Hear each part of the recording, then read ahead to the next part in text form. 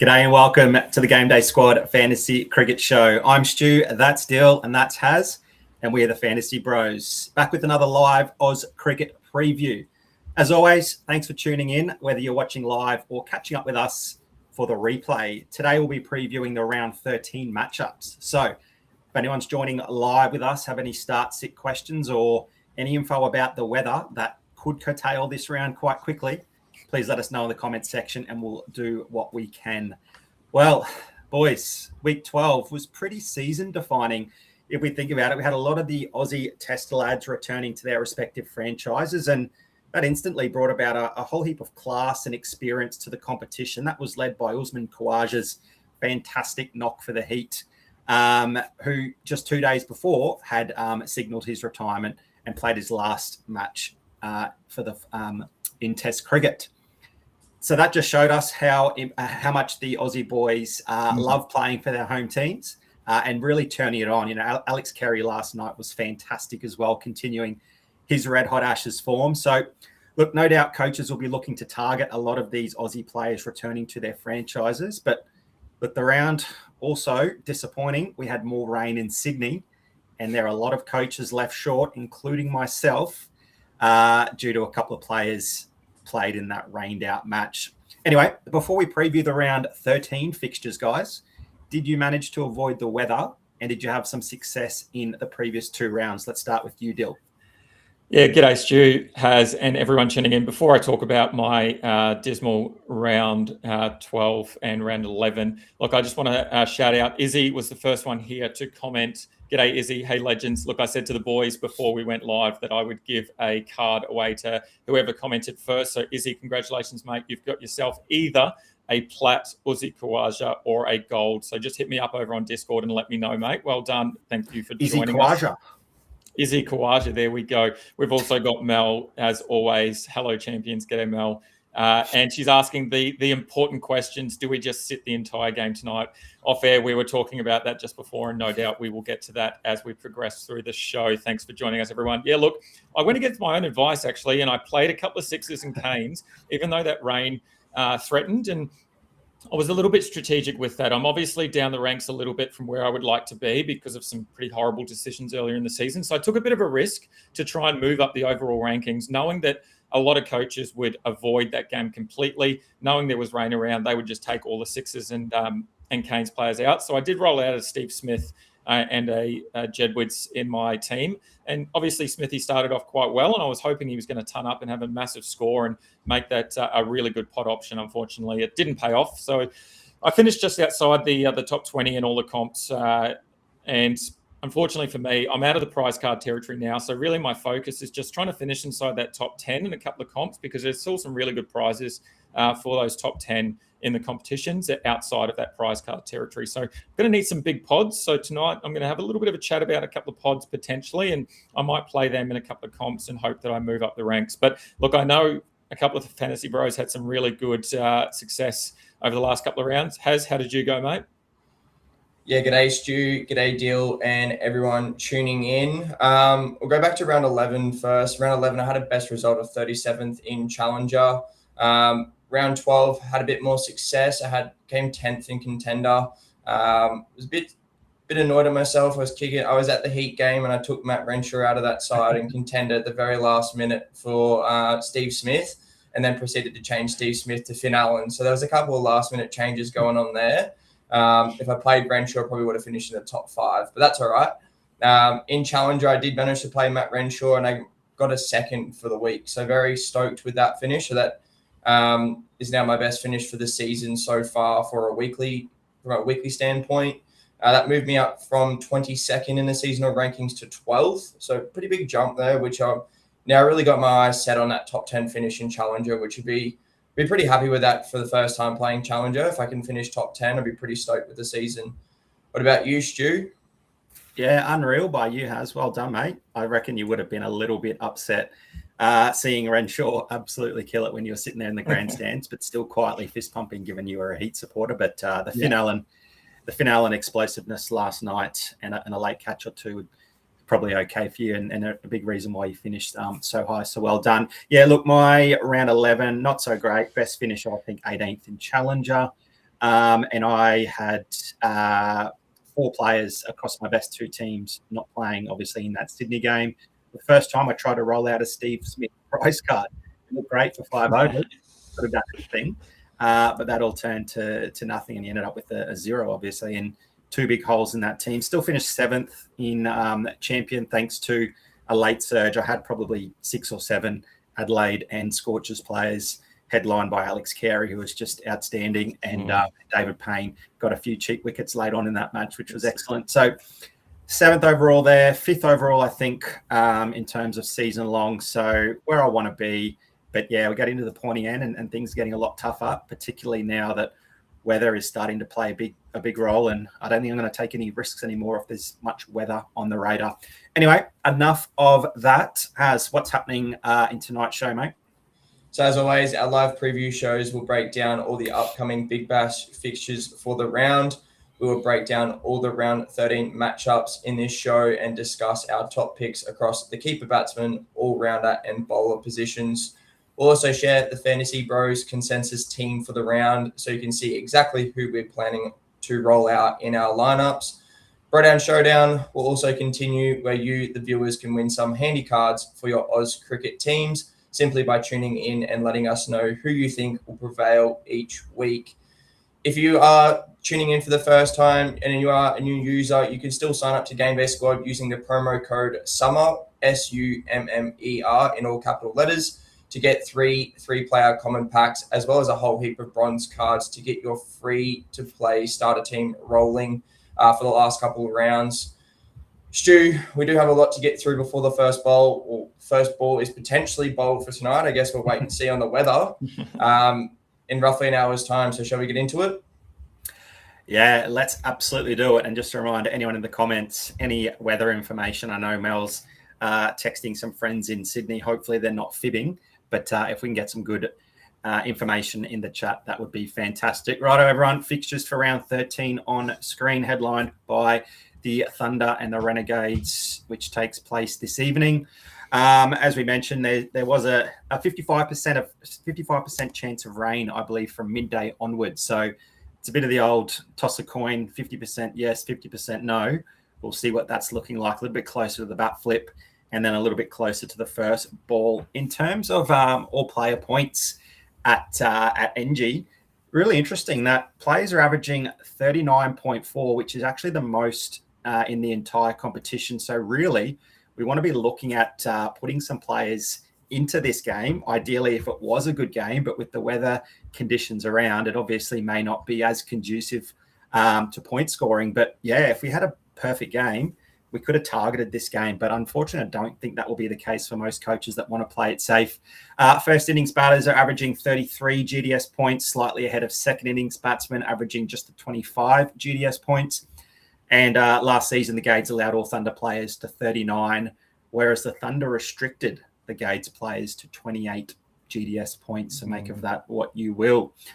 Tomorrow, we head to the MCG, and wouldn't you know it, there's a bit of rain expected tomorrow evening as well. So we won't just be looking at tonight's forecast. We'll be looking at the next 2 nights as well, because there is definitely a chance of rain.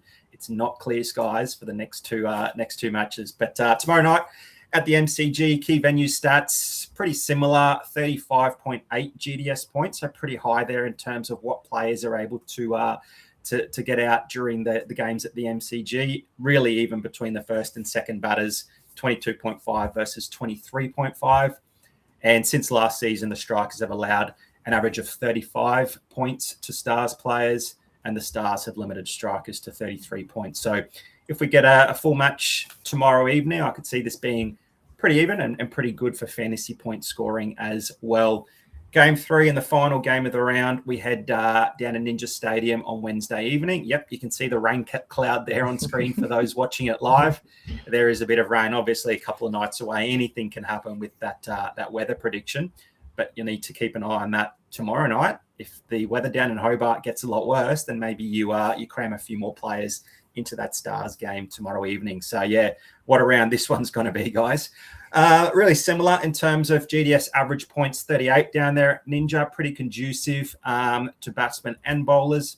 Bats are averaging 28 in both innings. And last season, both teams allowed 38 points to one another. So it looks really, really similar here. We know that the Heat can score plenty of runs at home. That might be a different story away from home. And obviously the Hurricanes are pretty red hot. Mitchy Owen, is he finding some form? Is he going to be more consistent? We'll see. Based on all that information, though, Dill, I'll throw it over to you. Is there anything that stands out to you that you want to target? You can share with our viewers. Yeah, I continue to say it, and I said it last night in the Discord, that I think the biggest thing for me that stands out is that Australian cricket venues just need a retractable roof, and I think Cricket Australia need to put in whatever money that they can to try and make that happen, so that they can recoup some of that money that they've lost over the years. But no, look, in terms of those stats, I think the big one is if this game goes ahead tonight, obviously down at NG, the most points in the competition so far have been had there, and it's the first innings that I'll be looking at targeting. Hopefully there's a couple of Renegades players, batsmen particularly, that both Haz and I are pretty keen on, you as well, Stu, and potentially if they can bat first, then there'll definitely be some options for us going into that match.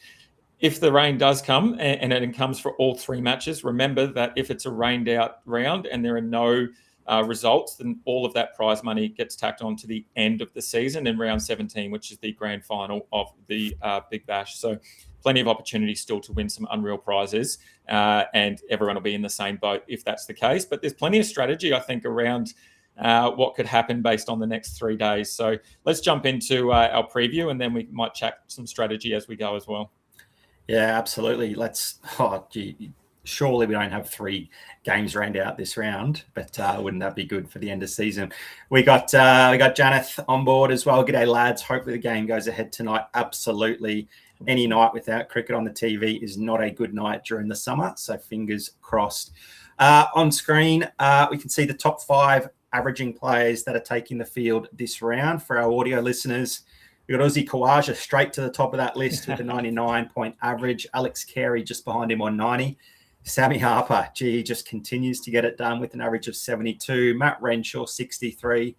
And my man, Nikal Chowdhury, going along pretty nicely despite really coming in at probably 5, which isn't typically ideal, but he's still getting the job done, where we were going to see Tim David before that injury. So maybe my Tim David shout at the start of the season has a big asterisk next to it, given how good Chowdhury's going in that sort of similar spot. Anyway, let's start with the individual previews. Haz, you targeting anyone on screen there? If so, why?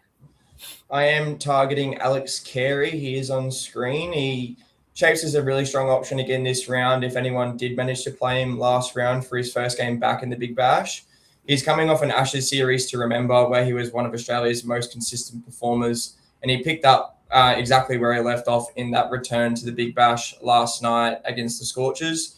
In his first game back, he wasted no time making an impact, scoring 90 points thanks to that 71 runs, which included 7 fours and 2 sixes.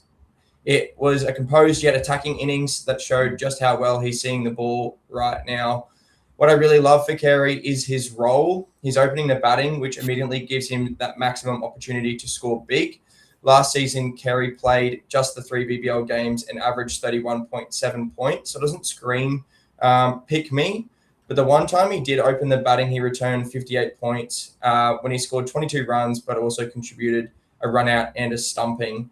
And that highlights pretty much the upside that he brings when he's given time at the top of the order. And if he does potentially fail with the bat, he's got that safe floor that he's probably the best wicketkeeper in the country at the moment, and probably, if not the world. So you can almost bank on him finding ways to accumulate some fielding points. He didn't manage any keeping points against the Scorchers last night, but that was probably more of a product of the run fest that Adelaide Oval was, where the Scorchers only lost those 4 wickets. So with plenty of wicket-keeper batter options available, and Sammy Harper in still that red-hot form, as you mentioned, Stu, Carey might slide into that second choice bracket for many coaches, and that could be a perfect opportunity to jump on him as a bit of a pod, while his confidence and role are both at their peak. But I just wanted to throw a question to you guys. Are you potentially looking at playing both Harper and Carey this round, or are you going to split them across competitions? We can see they're both in the top 5 averaging batsmen. So yeah, what are your thoughts for this round? What are you going to do, Dill? In one competition, I've got them both in the side at the moment, and then they're split across the other two. And I think it's kind of hedging my bets a little bit. Obviously, Sammy Harper is in some unreal form, and Carey returning had a great knock to start. But I probably want to see a bit more sample size from Carey as well before I go guns blazing with him in all sides. Whereas, at least we've got quite a large sample size now from Sam Harper, and we sort of know what his floor and what his ceiling is. So, Harper's definitely one that I'm targeting more so than Carey, just based on the sample size at the moment. So does that mean Sam Harper is actually the best wicketkeeper batsman in the country or the world? In Big Bash, yes. All right, enough jokes there on Sammy Harper. Dill, who are you targeting in the batsman lineup? Yeah, look, my bet this week is going to be a massive point of difference. And I said that at the start of the show, that a lot of where I'm looking at the moment is to play some pods and hopefully get a bit of an advantage over a few people. So I'll preface this by saying there's plenty of risk involved with this option, and there's plenty of reasons why you maybe wouldn't want to play him. But in a round where I think a lot of coaches are going to chase that last round points and play Joshy Brown, who we are keen on, let's be honest. You will find out later on in the show that we do have him as one of our top batsmen for the round.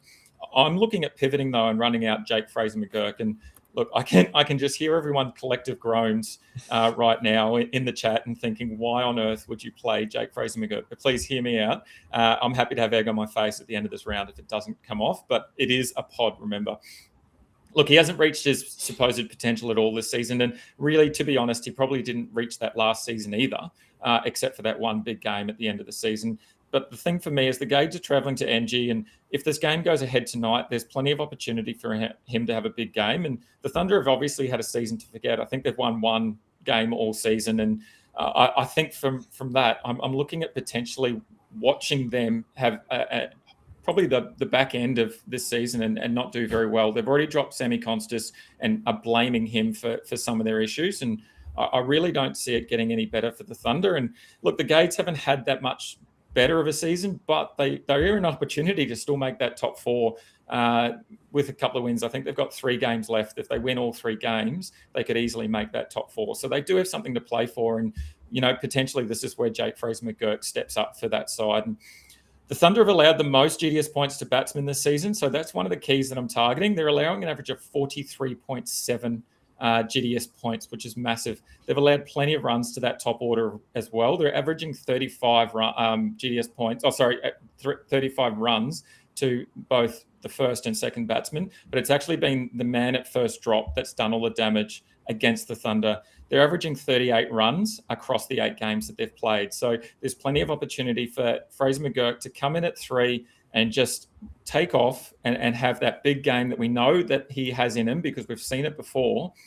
His season's sort of traveling along that same trajectory as it was last year, and this could be the game that he breaks out. The other thing for me, if the game does go ahead, NG's been super conducive for runs this season, where we've seen the second most batting points allowed at NG, only behind the Gabba, where we know there's plenty of runs to be had there as well. And as mentioned at the top of the show, the venue stats, the first innings is better than the second for batting average. So if the Gades are batting first, Jake Fraser-McGurk firms up. But look, I obviously see the chat and everyone is telling me to stop and don't do it. But I am going to run out Jake Fraser-McGurk in one of my competitions over Josh Brown as a big pot option. And if anyone joins me and wants to take the risk and hide behind the couch for half of the game, please join me. Yeah, well, Dill says you're throwing. Mel says you're throwing. Dill DCB says to stop it, and then Izzy says don't do it. Some pretty big, strong names there in the comment section backing against you. But hey, you don't win tournaments without putting a risk or two together like that. We've got Skipper joining us as well. G'day, mate. How you doing, Skip? Good to see you getting involved in the cricket last couple of days. I've seen you in the Discord there. How's the team going? Hope you're having a bit of success. Dill, I can't do it with Jake Fraser-McGurk. It sounds like you might have lost a bet with Harley or something. And he's making you put him in one of your teams. Shout out to the great man, Harley. There's a few of you in the chat that might know who we're referring to there. All right, boys. My shout in the bat wicketkeeper position is that man Chowdhury from the Hurricanes. And he's quietly becoming a really reliable fantasy bat, particularly at Ninja Stadium, and the numbers back it up. 9 matches this season, he's averaging 52.86 GDS points. He scored 263 runs. He's at 24s, 14 sixes. And that just highlights his consistency and boundary upside. This matchup against the Heat only sweetened things. The Heat's bowlers have lacked a lot of runs consistently, particularly away from home and through the middle overs, where Chowdhury sort of dominates. He has an ability to sort of rotate the strike early before accelerating and finding the gap or clearing the fence.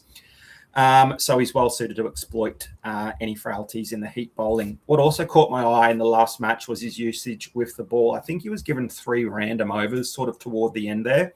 I don't think he took a wicket, but I know the game was sort of done, but it just shows that the Canes are thinking of other ways to go about putting the end to, a difficult period, maybe changing a part-timer to Chowdhury, giving him the ball or seeing if he can just get something done. It obviously didn't pay off there, but it does tell me that the Hurricanes are thinking about different ways in which they can use people with the ball, and that was obviously pleasing to see. So that provides a bit of a role extension, I think, where we could see him throwing the ball again if the match is put to bed or if they're desperate and they just need something to happen, particularly if we're seeing the pitch do a little bit for the spinners. So, look, I think the batting should continue at a pretty high level in terms of upside. And if the bowling responsibility can stick or even grow, we could be looking at a genuine dual threat option emerging at the pointy end of the season, similar to Matty Renshaw, who's just about a must.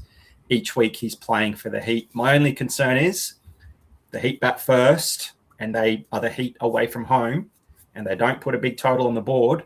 Does Chowdhury even get out there and have a bat? That's the danger there if he's coming out at 4 or 5 with Rian Ahmed moved up a little bit.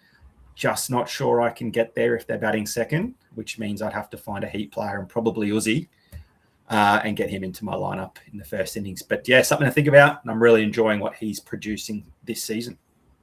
Yeah, it's definitely something to consider. Like you said, the Heat haven't been too great at putting totals on the board if batting first away from home this season, but I think with the Aussie boys coming back into the side, Aussie, Marnus, they kind of shore up the Heat's batting lineup. If they do bat first, you probably think they are at least to put a score on the board down there at Ninja, which is a pretty good batting track. So I think Chowdhury should be within a good chance to at least have a bat at the crease. And I'm with you. Like that bowl last game came out of absolute nowhere. I was sitting back watching Riley, Meredith, and Nathan Ellis tear the strikers apart with a new ball, and then Ellis just kind of put his feet up and just was like, I'm not going to bowl anymore. I've done my job. I'll give you the ball. So Chowdhury, you have a bowl. So it is potentially something they might be looking at for the back end of the tournament. And like you said, they might be trying to find some different ways to break partnerships moving into the finals if required. And it's good to know that he is still an option because we haven't seen him with the ball all year until last game. So if that role is to stick, then he becomes nearly a must play, in my opinion, as well. Yeah, we saw him a little bit with the ball last season and a couple of seasons before that as well. It has surprised me that they haven't gone to him, but obviously Rashad is saying Rian Ahmed doing pretty good things with the ball there as well. There you go, Dill. Mel is saying if JFM goes well tonight, shows you a beer. Mel, what are we saying? What's well? Give us a target in terms of points. What's the over under for JFM? While you're doing that, Mel, while you're getting back to us. All right, boys, let's move on to the all-rounders on screen. Plenty of players in blue here. Here are the top averaging players. You've got Marcus Stoinis still at the top of that list with 78 points. Jackie Wildermuth still in form with 67. Matty Short, 63. Tommy Curran gets back into the top 6 for this round with 58.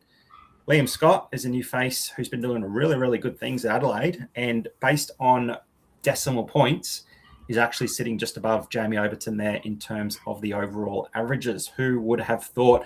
I think Jamie Overton, you've said a few times, is on your never again list. Two-parter, is that still the case? And then who's your all-rounder to target? Well, I've been so keen on Jamie Overton pretty much all year. I think I've talked about him maybe 3 or 4 times, but after last night, he's on my never again list. He has his bold... I think against the Scorchers in the game over there, he bowled 0 overs. In the last 2 games, he's bowled 2 overs. He's not getting 4 overs anymore.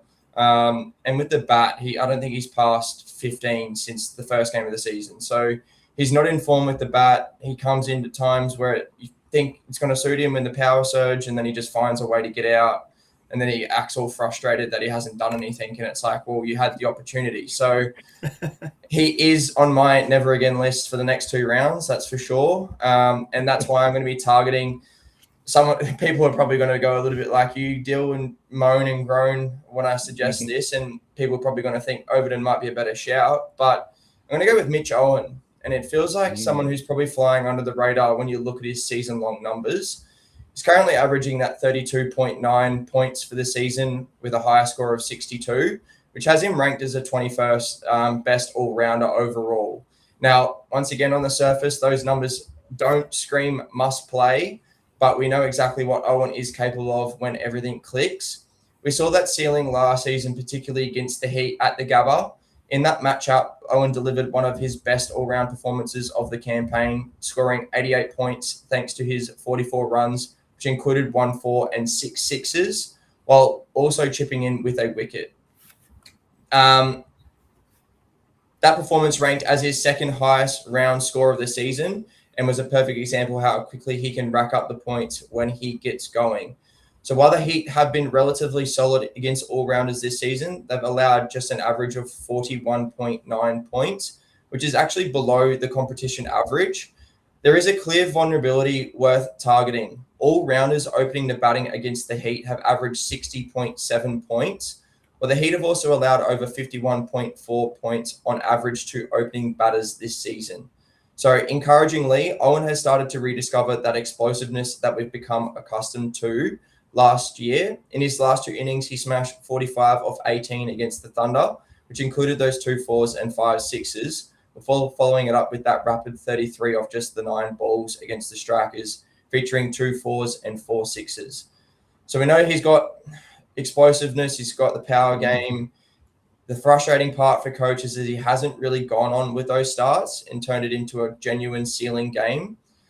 But on his day, Owen has one of the highest ceilings in the competition, and it generally feels like that breakout performance is only around the corner. And I think it potentially leading into finals, it could be on the way. During the weather break on KO yesterday during the Sydney Sixers game, I don't know if many of you saw it, but they showed highlights of last year's final where Mitch Owen went absolutely berserk at Ninja Stadium. Or was it 100 odd off not many? Just reminding us all just how capable he was, and absolutely a reason why it's tough to fade him when he's capable of performing that well. We just haven't seen it consistently enough. And I know our good friend Pity is quietly cheering about a trade he easily won with me for a Mitch Owen All-Star. And as a result, I've had to put sort of Mitch Owen All-Star into my Challenger team just about every single week, and it's just not paying off. If I hadn't have done that trade, I wouldn't have had to force him into my team when he hasn't been going well, and I'll continue to do it. So Haz, I'm with you. Let's hope that he can get a monster score now when not many people are on him, but you and I certainly both will be. All right, Dill, we've got Mel saying 80 points, but Michael Cozzi saying, geez, your beer money's pretty safe at 80. Dill, we'll get your response to Mel now, and then we'll get through your all-rounder. By the time that's done, we may have some information about a bat flip. Yeah, I think 80 is probably a pretty good sort of target to be set. With the diamond card? It's with the diamond multiplier. But it's a pretty good 50+ score. You get the bonus. You've obviously got some 4s and 6s in there. So that's obviously in his realm of possibilities. So I think an 80+ score as a pod will be a great option for me. So yeah, I'm happy with that. So yeah, Mel, 80+, and you're flying up to Queensland and shouting me a beer. That sounds good to me. Seems like I've got nothing to lose in that deal. So I'm on that for sure.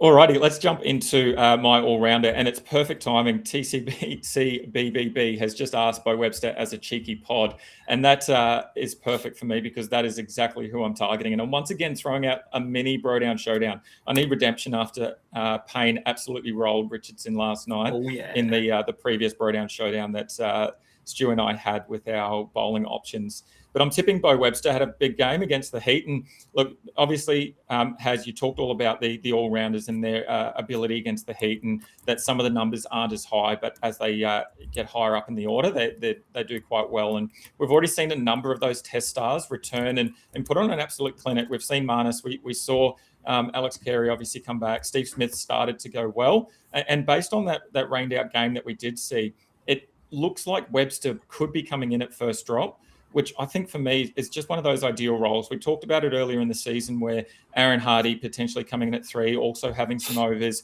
is an ideal role. And I think for me, that's sort of where I see Webster potentially coming in. And for me, as I said, this ideal role, it means that he could potentially have a decent option with the bat and then maybe be the option, that 6th option with the ball. Last season, we saw Webster come out for the Stars at 3 in 3 games. And we know what their batting and bowling lineup is like, the Stars, and how convoluted their all-rounder options were. At 3, he averaged 38 runs for the Stars. Comparing that to when he came out at number 6 or 7, he only averaged 17. He also has that upside if he rolls his arm over. And again, based on the Canes lineup, I would probably expect Slug to come in as that 6th bowling option, maybe over the likes of even Chowdhury. Chowdhury, as we said, had that sort of random 3 overs.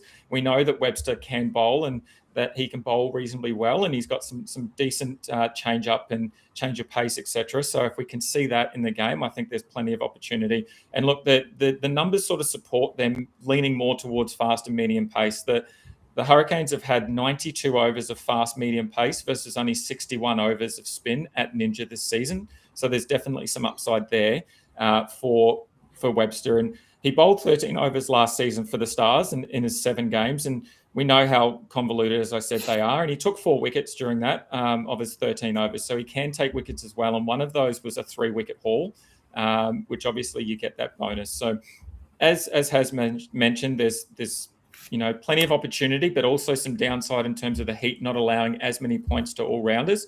But we did see Stoinis come out at 3 and score 64 GDS points against the Heat in game 20, so earlier in the season. So obviously we've got some small sample sizes to go off, but again, a cheeky pod, I think, and a definite opportunity for anyone that maybe has had enough of Mitch Owen, you've had enough of Overton, maybe you want to back some of the class that Webster has, and that class coming back from that Ashes arena into the Big Bash arena. The Heat have given up 28 wickets to all-rounders as well across the 8 games, and we compare that to bowlers. Bowlers have only taken 20 wickets against them. So I think Slug can improve on that 40 GDS point average that he had from 1 game this season. That's why I'm going to lock him in as my second big pod of the round. Yeah, I think it's going to be interesting, actually. I do like Bo Webster, and obviously my pick, Mitch Owen, is probably who gets the overs with the ball. That probably dictates who wins that mini bro-down showdown.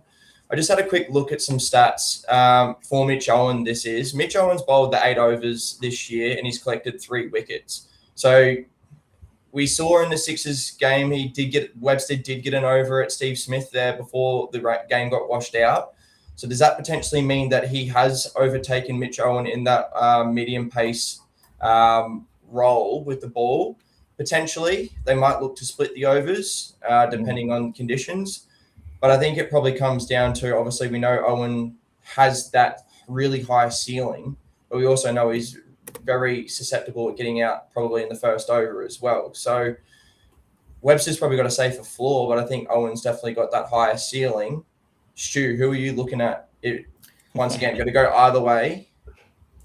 No, I'm not going. You've both talked me into playing both of them, so I might have them both in separate squads now. I think you're right about probably Bo Webster being preferred with the ball. He can obviously bowl some medium pace, but his offies are outstanding as well. And depending on what the captain wants, he's definitely more likely to get something out of the pitch because he can bowl both varieties. I think we saw him bowl some off spin in the test matches and get a wicket or 2 as well. So yeah, look, I love both of them. I think I'm going to have both in some teams somehow, and that might be easier if tonight's game is going to be restricted whatsoever. I might fly through my all-rounder first, and we can spend some more time talking about the bat flip shortly, and then we'll get into the bowlers and call it a night and get to the TV screens and make some changes if we need to. So hang tight on the bat flip and the team lists if you get them in the chat, and we'll get them up on the screen shortly. But Manav, thanks for joining us, buddy. Quick question there about Michael Neser coming straight into the mix. Yeah, I think so, absolutely. And I've got a big asterisk on my all-rounder. That man is actually Jack Wildermuth for a bit of a bounce back, but that player becomes Michael Neser if he comes into the team. He's going to get a lot of responsibility with the ball. He was also someone who was getting a lot of batting opportunity as well, and being that explosive top order guy that just goes out there and has a big hit, and it doesn't really matter if he gets out or not. Jack Wildermuth obviously picked up that role this season with Michael Neser in the test frame, but yeah, so it's a bit of column A, bit of column B. If Michael Neser's named, he's a big in for me, but if he's not and they want to hold him back a game or two, which I don't think they will, but look, Jack Wildermuth still, to me, profiles as a pretty high upside all-rounder, still with plenty of risk, but just given that elite role at the top of the batting lineup, it's not always going to come off, but he reminds us time and time again that he can get things done. He gets to that 31 and typically gets out. We saw that already happen once this season. He actually managed to get beyond that 30 and got out before 100, but we do remember that big 100 he scored. Maybe the cheat code with Jack Wildermuth is only playing him at the Gabba, so playing him away from home might not be as reliable. So that might mean Michael Neser or a Bo Webster type is the better play there. But look, he's still averaging 66.5 GDS points, 215 runs, 16 fours, 14 sixes. So he's so aggressive at the top of the innings there in the power play with the field up. The concern, obviously, is a fair one. It's the bowling role. We saw him as a batsman only in the previous match there at the Gabba. He didn't get the bowl at all against the Thunder, and that immediately raises eyebrows for his selection as an all-rounder. But the game context certainly does matter there, and it probably won't be that likely in every single game moving forward, where the Heat sort of leaned really heavily into spin. I think they got through 12 or 13 overs of spin. I think Uzi wanted to get through the over rates nice and quickly because they were so far behind. And I think that's why we even saw Matty Renshaw, he got the 20th over, which is absolutely crazy for Renshaw owners. But yeah, look, from a fantasy lens, this is the classic role versus risk play. The batting position gives him a really strong ceiling, particularly if he gets through those first few overs. But the lack of guaranteed bowling obviously does cap his floor, particularly if Michael Neser does return like we're anticipating, and we should get some news on that Brisbane Heat lineup probably tomorrow. On Ninja Stadium, with his height, hitting profile and usage, is very much in play for me. We just need to monitor who they roll out in their 11. They might drop a bowler, which still gives him an opportunity with the ball. But yeah, we'll have to wait and see there. And thanks for that, Dill. I think Dill's just mentioned that he's averaging 79.5 at home and 53.5 away, which isn't awful, but certainly backs up that narrative of just how dominant he's been at the Gabba, at home, in front of friends and family on that much better batting wicket. So, yeah, I might lean into Neser or Bo Webster if I get cold feet there on Wildermuth. Yeah, and I think that's the key, isn't it? The difference is there between his average at home and away, and then the potential addition of Neser as well. And probably we talked off air about Neser coming into the sort of that Tom Balkan role and having 3, potentially 4 overs. That probably takes off Wildermuth's appeal a little bit as well, and not having the ball, which you touched on there. Look, the Renegades have named their 11 for the side. I'm just putting it in there in the chat now. Brown, Seifert, Rizwan at wicketkeeper, Jake Fraser-McGurk at 4, which sort of throws my plans out a little bit. Jewel, Khan, Sutherland, Sandhu, Elliott, Zamps is back, and then Behrendorff as well. That I haven't seen the Thunder lineup yet. That hasn't been named, and I haven't seen anything around the bat flip. So I'm just waiting to hear who has won the bat flip and what they are doing. And hopefully we can find out whether it is going to go ahead based on the weather. The radar doesn't look too bad. But yeah, if anyone is in Sydney and they can sort of pop their head out the window and have a look and give us a bit of a shout and a breakdown of what that weather looks like, that would be wonderful. But so far, we've just got that Renegades team. So Do we want to continue, and then we might come back once we get some more information about the bat flip? Yeah, let's do it. Maybe the social media guy or gal has gone off a little bit early there and posted the scheduled post before actually seeing if the game is going to go ahead with the bat flip. Keep us updated in the comment section, please, everyone. Let's move on to the top averaging bowlers available for this round. A one-hit wonder, Cam Boyce, back with a 57. Didn't do too much with the ball, was pretty impressive with the bat. He's got a top score of 50, and it was just one of those nights where he just slogged everything and got a pretty handy score. Gurinder Sandhu came back down to earth. I think a lot of coaches probably would have been disappointed by his poor return. He's still averaging above 50. Harris Ralph is as well with 51, slightly ahead of Pete Siddle there at 47, who just edges out Xavier Bartlett based on decimal points. But a pretty handy, I guess, 4 players in that list that I think will be pretty popular. I'm not sure many people will go to Boyce unless they just see he's sitting there at the top of the averages. But what are we saying? Who's your bowler to target this round, mate? It's going to be Nathan Ellis, who, provided if he's named, I think he's someone I'll be keeping a very close eye on, obviously, when that Hurricane squad drops tomorrow. Ellis has been ultra consistent this season, even without producing that true ceiling game we know he's capable of. He's taken at least 1 wicket in every match, excluding just the one, which gives him a really reliable floor. For this season, Ellis is averaging 40.3 points, but the number increases to 53.5 when you filter for games at Ninja Stadium. And he hasn't dropped below 30, highlighting just how dependable he's been on that surface where his variations, his different control and accuracy really come into play. And we saw that in his most recent outing against the Strikers, where he finished with those outstanding figures of 2 for 7 from just the 2 overs, including 8 dot balls, resulting in a tidy 48-point performance, despite that reduced workload where he gave the ball to Chowdhury instead of taking his final 2 overs. Ellis has also proven successful against the Heat in previous seasons. Last season, he delivered a 71-point performance off the back of a 3-wicket haul, showing he's more than capable of producing a ceiling score in this matchup. The big caveat, obviously, as I mentioned, is availability. Ellis was ruled out against the Sixers last round, so his return isn't guaranteed. With the Hurricanes having qualified for finals, they might tend to give him another game off, potentially. But make sure you stay across the team list and keep an eye on the GameDay Squad Discord before locking him in if you are keen on playing Ellis this round as the Hurricanes build towards their finals campaign. Yeah, it seems like he was sort of being managed a little bit there, which is obviously very important to teams that are higher up there on the ladder, getting their best players fresh, particularly bowlers, coming into the end of the season where the games become more crucial, and particularly when the fixtures become knockout matches. I think, if he's named, he's always in contention for me to get a starting spot in his last match. He was obviously fantastic. I think you mentioned, what was it, 2 for 7? That's great. Yeah, I think if it was just a management type thing, he should be good to go. And if not, hopefully we'll find out some more news tomorrow when they do release their squads. Dale, any more information on bat flip, or do you want to get into your bowler?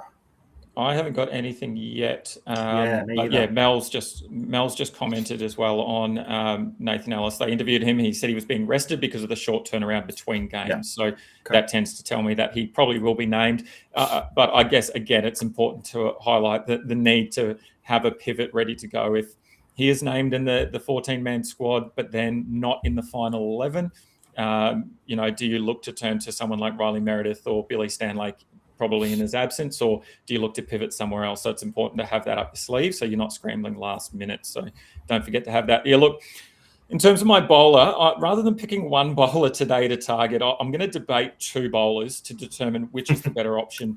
And this is based on a bit of a theory that we've been running. And in particular, Stu, I'll give you the credit for this one. It's the 1 up, 1 down theory between Siddle and Ralph. And based on that, it's probably Siddle's turn to score big. Ralph's probably had his opportunity last game, and it's time for him to have a bit of a rest and Siddle to stand back up again. But look, I don't want to just go based on theories. So I had a look at the stats. So let's run through it. Ralph, he's had 8 matches. He's had 31 overs with the ball. He's taken 15 wickets, which includes 2 3-wicket hauls. He's had 66 dot balls, and his average from all GDS games, his GDS average from all games is 48.1. So it's different to what's on screen because the GDS average that you can access through their stats center only includes the top game from their double, doesn't include both of those games. So his average there is slightly down in all games played. Whereas Siddle has had 8 matches as well. He's also had 31 overs. He's taken 14 wickets. He's had 2 by 3-wicket hauls. He has had 78 dot balls, and his average is 1 less. His average is 47.1. So there really is absolutely nothing in it. When looking at individual games, the 1-up, 1-down theory is absolutely in full force. We saw early on Siddle take the 3, Ralph take 1. Then the following game, Ralph took 3, Siddle took 1. It just keeps going back and forward. I think there was one game in that double where they both had 47 points equally. And that was probably the only time that they've been even. But again, they're completely even. The one key difference, I guess, maybe is that Ralph could have the advantage because of earlier in the season, they played against the strikers where, of course, they're playing them this round. Ralph was the beneficiary in that game, and he took 3 wickets compared to Siddle's 1. However, when we start filtering by venue, they're at the MCG. Ralph's only averaging 44.6 GDS points, while Siddle's averaging 52.3 at MCG. So suffice to say, stats do not help at all. The only option is to probably follow that theory of 1-up, 1-down. And based on that, I'm going to back Siddle in for a big game against the strikers, who do allow the most GDS points to bowlers this season. So there is a world probably where you could play both Ralph and Siddle, particularly if this game doesn't go ahead or if you're nervous about this game being rained out. The strikers are averaging a huge 45.3 per player per game, which is 10 points better than any other team allowing to bowlers. So there's definite opportunity there for both. But yeah, look, purely based on your theory, Stu, I'm going to run out Siddle and hope that it's his turn to have a big game. There you go. I love it. I'm glad to hear it's still paying off. It's still true. You watch the moment you really buy into it and put all your stock in one of them, it's going to come crumbling down, isn't it? Looking at my champion side, I've actually got both of them in there at the moment, maybe just as placeholders. So I'm not wasting a spot tonight just in case it doesn't go ahead. But yeah, if the Stars bowl first, that's when I really like them. Or if I think that they've got plenty of upside batting first and they're going to put on a monster score and can defend it, that's when those guys really cash in for those cheap wickets. Boys, I'm going to roll through my bowler nice and quickly now. So then we've got a bit of time to talk about weather or updates or bat flips, which I think might have just occurred. But we'll finish off the bowler list and then we'll get back to that and wrap up the show. But for me, yeah, Mel's mentioned it, but Zampa is back. And I think he might be going under the radar slightly, given that we just really haven't seen him a lot this season. He was in and then out and then in and then out. But look, the social media guys gone off a little bit early. They've named him in the side. The bat flip might have only just gotten underway. So it looks like the Thunder have won the flip and will bowl first. We'll get confirmation from that shortly. Not sure how that sits for me in terms of playing Zamps. I probably want to see him bowling in the first innings, but that's something I'll need to reconsider. I just think he's a really high impact option this round. And the numbers suggest he won't need much time to get going after a couple of matches off. He's only played the 2 games this season, averaging 45.5 GDS points. He's taken 3 wickets and bowled 16 dot balls in those 2 games. So highlights his ability to influence the game without a monster haul. He's got some really nice control through the middle overs, which makes him an elite spinner. And the dot ball pressure is exactly what drives some of those wicket-taking upside when the batsman wants to get after him and then plays a false shot. I think NG Stadium is going to be a huge tick for his skill set. It's going to be a little bit of a slower surface, although the batsman is still scoring plenty of points there. We've got some larger square boundaries, and the Oval has historically really favoured wrist spin. We haven't seen it as much this season, but someone like Adam Zampa is definitely going to get the most out of it. So his willingness to toss up the ball is what makes him so enticing. And when he can really get that 3 or 4 wicket haul, we've seen him do it countless times for the Aussies and also previous years in the Big Bash for the Stars as well. So from a fantasy perspective, the role is locked. He's the go-to spinner for the Gades when they want to break a partnership, where they want to tie an end down, when they want a player hitting big. They're not afraid to put him out there in the power play to force some false shots. So, yeah, if you're feeling a little bit risky and a little bit dangerous this evening, you want to update, you want to go with a leg spinner in the second innings, feel free. But yeah, I think his ownership's going to be really, really low, so that makes him a good pod. He's an alternative bowling option to a lot of other common or obvious plays for this round, which makes him a really nice pod. He'll be on a ground that amplifies his strengths. Clear multi-wicket upside written all over him. He's going to get a big bag at some point this season. Can it be tonight? Who knows? But yeah, he's a bit more of a pod for me rather than a go-to bowler. Yeah, the thing for me, I guess, is that at NG so far this year, we've seen 30 wickets taken by the quicks versus only 7 taken by the spinners. Yeah, so that's odd. Although I agree with your analysis of the ground and the potential that Zampa has, that just has me a little bit concerned. In saying that, I'm still rolling him out in one of my squads because I am taking some risks with a couple of pods, because you're right. I think there's plenty of opportunity for him to take multiple wickets, and I think there's as much opportunity as ever. He obviously has had a bit of a rest and should be raring to go as well, and we'll want to just get that form back to where it's been in the past as well. There's a couple of different things going on here. Stu, you've just put it up on the screen. Melbourne Renegades won the toss and elected to bowl, from Michael Cozzi. So I'm just watching the live.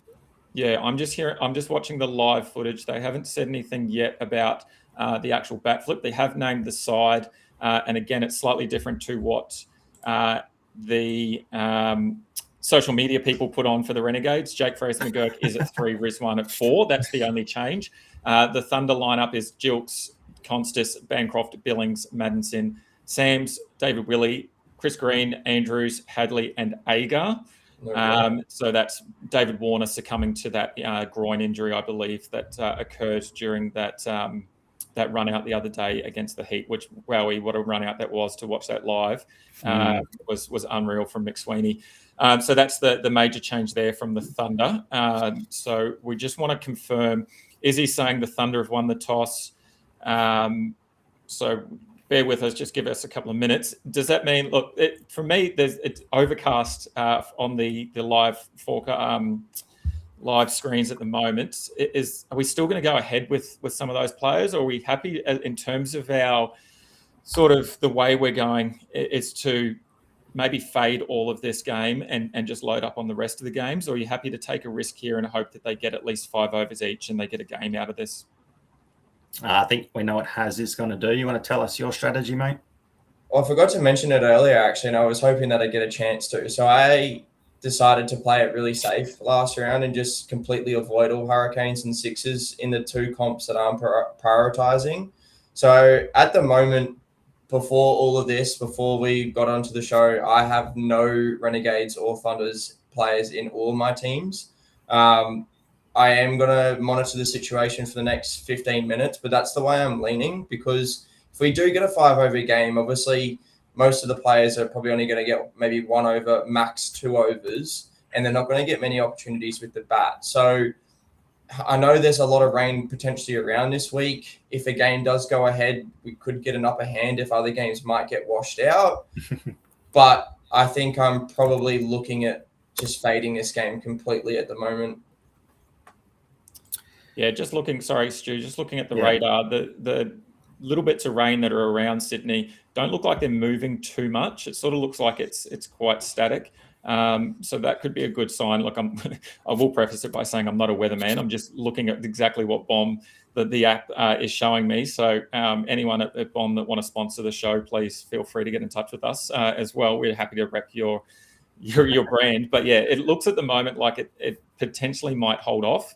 And I can confirm that the Thunder have won the bat flip and are fielding first. So Renegades are batting first. The lineup looks like Jake Fraser-McGurk in at 3, Rizwan at 4, and Rizwan keeping. So as I said before, I'm pretty keen on Jake Fraser-McGurk coming out at 3. and they're batting first, but sort of aligns with the stats there. Again, I will say it's a massive pod risk, so please do your own research. All right, let's get through the rest of the show, and then we'll come back to the team list and have our final say about what we're doing. And that'll give us a bit of time to jump in front of the telly and make some last-minute changes depending on what we can see. How does that sound? Yeah, sounds all good. right. On screen is the What Are We round 13. That might be a typo from our editors there. Here's our consensus 11 for this upcoming round. We've got Sammy Harper and Alex Carey headlining the wicket keepers in the bat wicket keeper spot with Matty Renshaw. And first timer on this consensus 11 is Josh Brown. Stoinis, Wildermuth, Matt Short, Dan Sams. Wildermuth, obviously, with the asterisks. That'll be Michael Neser if named. We want that Brizzy Heat all-rounder in there. Interesting that we haven't said a lot about Dan Sams. I think he might be come into contention this evening if we can see a full 40-over game occurring. We got Siddle and Ralph, can't split him, and Nathan Ellis finishing out or rounding out the bowling lineup. Let's get into a Bro Down Showdown, boys, and Haz is rolling away with a victory. A nice 1-1-1 there for Matty Renshaw. Stoinis, 94, nice and close. Harris Ralph couldn't get it done. I don't think any bowlers would have got it done this round. Haz is still the only one to get a win with the bowler. So, Dill, let's spin a wheel and get some packs out to some listeners. Yeah, unreal. You can see a bunch of names on screen on the wheel. We've got 6 potential winners today that all commented Haz and backed him in with Matty Renshaw. I think I had about 9 or 10 votes come my way with Stoinis, so unfortunate for all of those. I apologise. Alrighty, let's see. It also is the 10th show of the season, so we will be giving away some unique packs rather than a rare pack. So it's a good time to win as well, Haz. Let's spin the wheel. Good luck, all.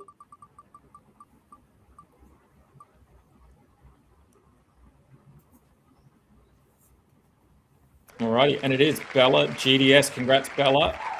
Well done, Bella. Great work. And we're going to jump across now. I might give my little screen a refresh just in case. So hopefully in a second we should be able to load some packs up. Haz, as always, do you want to take the first pack or the sack? No, Bella can have the first, as always. Yes, Bella did. Too many packs there, Dill. They can't all load at once. Okay, alrighty. Obviously, once again, GDS is going to get everyone's changes in. Alrighty, as always, we've got a few unique, we've got a couple of unique All-Star packs. Obviously, there's no All-Stars left, but there's still and legends to get. So, Bella, this is your pack. Good luck. We kick it off with a Liam Haskett Platt. Follow it up with a Finn Allen Platt. Great to him. And then the final one, a Shawnee Abbott Platt, who is doing some unreal stuff with the ball over at the Sixers. Congrats. Make sure you hit us up on Discord for that. Already has the big one. Here we go. Let's go. Good luck, mate. Come on, show us red. Alrighty, kicking us off, we have Nathan McAndrew. We've got a Ben Menenti Platt, and it's a lot of Platts, and it is not a great pack at all. I apologise. Harry Dixon to finish us off. That's woeful. We got the red, just not the right kind of red, unfortunately. Let's get rid of that as quick as we can. Sorry, brother. That's all right. At least Bella got the good pack. Yep, that's right. The way. There you go. You can see on screen the current standings we're sitting at. Is that right? 5, 2, and 2. Let me know if that's wrong. That's right. That's right. That's correct. Yeah, of course it is, Haz. Yeah, 5, 2, and 2. Dylan and I, how many rounds we got left? Surely we can make a comeback. Maybe you and I need to team up and try to chase Haz down. If you want to vote for Haz again this week, he's got the all-rounder spot. He's going Matty Short. I've got the batter spot. I've gone Matt Renshaw. And then Dill has gone Harris Ralph with that 1 up, 1 down method. So just a reminder, if you want a chance at getting your name spun on that wheel spin, choose which bro you think is going to get the highest score from the player that they have selected. If you think Haz is going to win, just comment Haz. Me, comment Stu for Renshaw, or Dill, comment Dill for Harris Ralph. Alrighty. I saw on Crick Info a quick bit of weather information. At the moment, it's overcast. There's a 25% chance of rain until 7 p.m., which is it there 7 p.m. or ours? I'm not sure. Maybe that's now.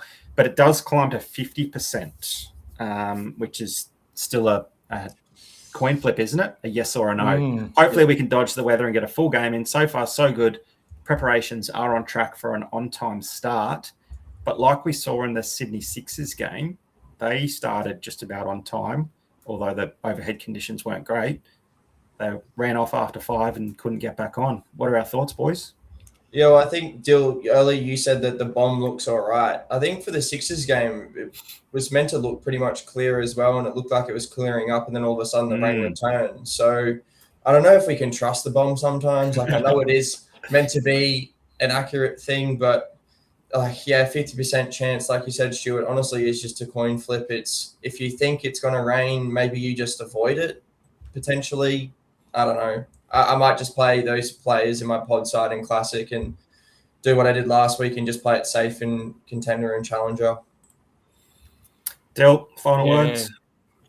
I'm going to risk it because I do need some positions, and I guess that there's also rain around in the next 2 games, so it could end up that we get no cricket at all this week. I am going to take a risk in my in one side where I'm going to play players just from this game, hope that they get a full match in, and then the other 2 games are rained out. So I'm just going to play a little bit of silly buggers with this and see if it comes off. I've got nothing to lose, so plenty to gain. So just a few different ways to go about the tactics this round. But I think for me, Mel's just touched on it. They said that the Clouds are looking like they're parting, so likely to get a full game. I'm not sure who they are. I'm hoping they're some weather experts. But, let's get a full game of cricket in.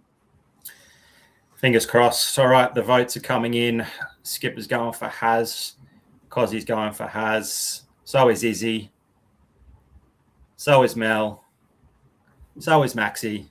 Maxi's going for Stu. You beauty. Good on you, Maxi. And I've got TCB on my side as well. So Haz is looking to go maybe an unassailable 6-2-2 unless Matty Renshaw or Harris Ralph can get the job done. All right, fellas, anything more before we farewell and give ourselves 10 or so minutes to panic some more? No, that's all from me. Good luck, everyone. All right. Well, thanks for tuning in once again, everyone. Hopefully, we can steer you into a couple of good selections for round 13. We'll catch you again on Thursday evening at the same time to preview round 14. Good luck. Let's pray that the weather gods are on our side again this week. Don't stress too much in the next 12 minutes, boys and girls. But good luck, everyone. As always, go the heat.